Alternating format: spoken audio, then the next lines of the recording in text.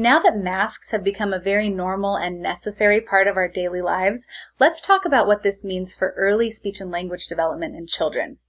We know that children learn from watching us, and very early on, babies will watch the movement of our mouths and associate that movement with the sounds that they're hearing. Have you ever noticed your baby watching your mouth really closely? When they do this, they're actually learning. Some of the first sounds that babies typically learn to produce are what we call bilabial sounds that we produce with our lips. So sounds like b and p and m. Why? Well, you'll notice something very clear when I make these sounds, b, p, m. It's very easy to see how I'm producing them with my lips closed. So babies can actually take this visual cue and associate it with the sounds that I'm making to learn how to make those sounds themselves. Young children also learn lots of different social cues from watching our faces, so they can learn if someone is happy or sad or angry, for example. Obviously, these visual cues are not as clear if we're wearing a mask. I've had a lot of parents ask about the potential impact of masks on their child's ability to learn speech and language, since they can't access these important visual cues. Well, the first thing you should consider is that young children are very resilient, so they will adapt and they will continue learning. Even though the points I just mentioned are valid, masks are still incredibly important in stopping the spread of COVID-19. And while masks may make learning from our facial cues slightly more difficult, it doesn't mean that your child isn't still learning. It looks as though masks will continue to be part of our daily lives for at least a little while longer. So here are a couple of tips to help you to encourage speech and language development, even with these barriers present.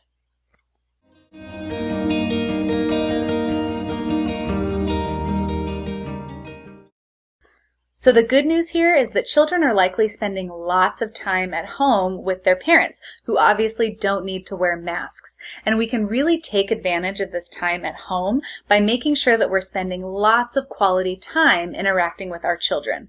While this is important basically all of the time, this time spent together can be especially beneficial now because this is time spent exposing your child to all of those important social cues and facial movements that they might be missing out on when they're spending time with others who are wearing masks. So when you are at home with your child, you can be very intentional about providing lots of facial cues. So this means getting face to face with your child so that he or she can really watch your face.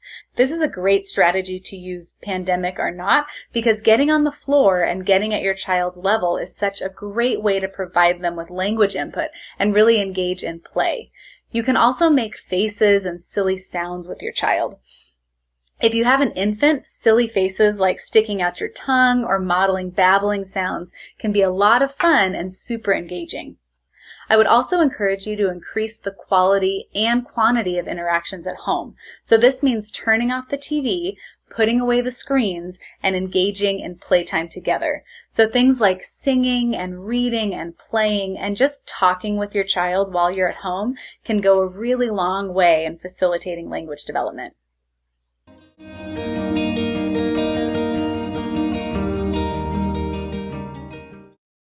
When your child is interacting with people who don't live in their home and are wearing masks, or when they're interacting with you when you're out and about and you're wearing a mask, there are a couple of helpful ways that you can really highlight the language that you're using to help your child to learn from you, even without the visual cues they might receive from watching your face. We can communicate a lot of information through the use of our body language and gestures. These are obviously not things that are concealed by a mask. So using our hands to show that we're excited, for example, or pointing or shrugging, these are all ways that can really aid in communicating a message. Also, rather than just using facial cues or facial expressions, which your child obviously can't see if you're wearing a mask, we can use words to help children to understand our emotions. So for example, if your child has done something really great and you want them to know that you're happy about it, be sure to use lots of words to describe how you feel, since they won't be able to see the happy expression on your face if it's covered. We can also exaggerate our intonation by making our voices rise and fall to communicate our emotions. So if we're really excited, our voices might go up, for example. You can also slow down your rate of speech to make sure that your language is really easy for your child to process and learn from.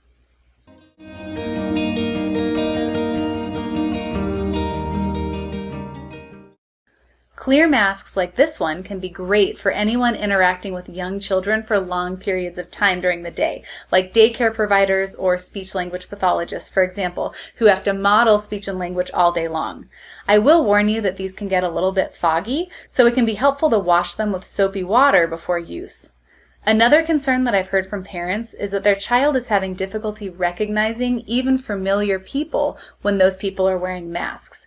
This can be especially confusing for very young children and babies who are just learning to make these connections and to recognize people who are regularly present in their lives. One way to help with this is to have these individuals wear specific masks when they come over to see your child.